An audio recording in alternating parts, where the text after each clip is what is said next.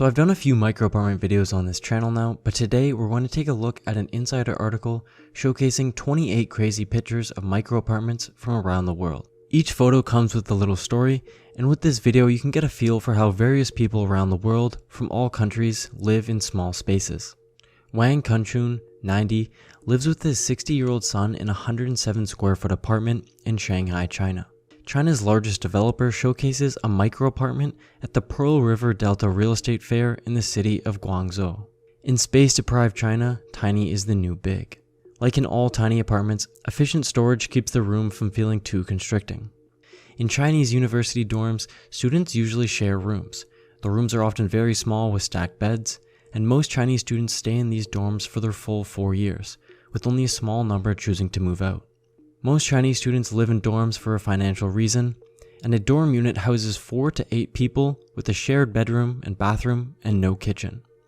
In the shared bedroom, the beds can be turned into lofts or bunk beds, freeing up the space below for desks and a walk-in closet.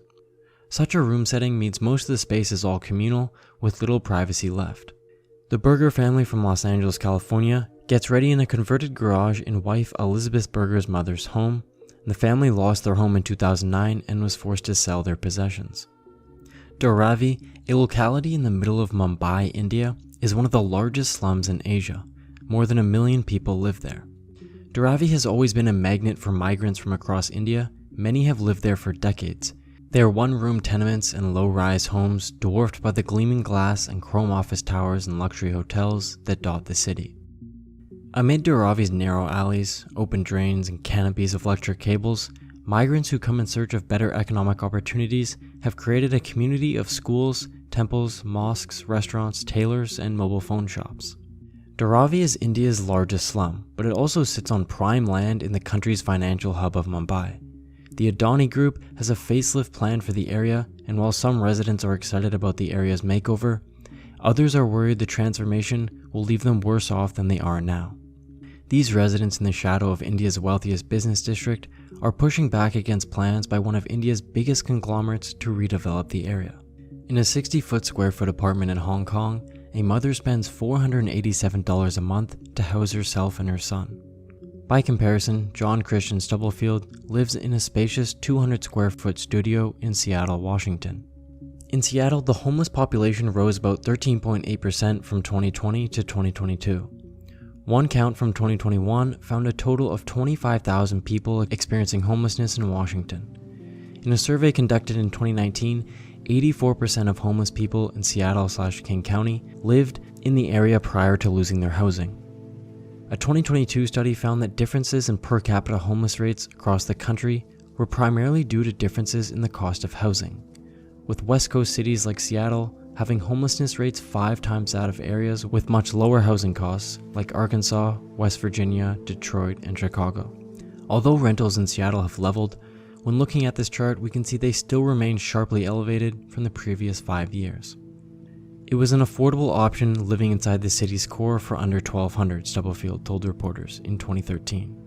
A few miles away, Yu agrees his one-room, 200 square foot apartment suits his needs just fine. In the Chinese city of Hefei, patients who can't afford a bed at a local hospital are forced to receive treatment in one of the 86 square foot rooms in a nearby apartment building. In nearby Hong Kong, the real estate prices per square foot are so high that people occupy rooms as small as 35 square feet just to live affordably. As I talked about in my video on coffin homes in Hong Kong, finding rentals there is no easy feat. Incredibly high housing and rental prices has forced many into these tiny cubicles. New Yorkers were introduced last year to the city's first official micro-apartment building near the Manhattan neighborhood of Kips Bay. Each one measures roughly 300 square feet. The modern spaces are designed to maximize flexibility with telescoping tables and Murphy beds that descend from the wall. Monthly rents range from $2,500 to $2,900 a month. Sometimes even 300 square feet is considered palatial. The Karet House in Warsaw, Poland is just 36 inches wide at its narrowest point. The house is so small that it's classified as an art installation. Kong, 73, lives in a crammed apartment with just 21 square feet of living space, not including the area for her toilet and hot plate. She lives next to the posh Gangneung suburb in Seoul, South Korea. Inside a 600 square foot apartment complex in Hong Kong, sits 19 units, all measuring less than 25 square feet. With rent costing $150 a month, the units are comprised of just 2 wooden panels set together. Residents are just steps from shopping and financial districts. Simon Wong, a 61-year-old resident, has just enough room to hang a few shirts and pairs of pants. For the country's elderly, many of whom are unemployed, the units represent one of the only options to live affordably. Lam and Kitty, 60 and 63-year-old residents, must sleep in separate units. More disturbing is the Cage Home, a stackable 6-foot by 2-foot wire box, also located in Hong Kong. Hundreds of elderly men, such as Song Koo, live in these conditions. In one such building, up to 12 men can live together in tightly packed cages. There are often bed bugs and putrid smells. Until the Hong Kong government acknowledges the danger of these conditions, however, the best residents can do is protest. The cages are where many will live out their remaining years.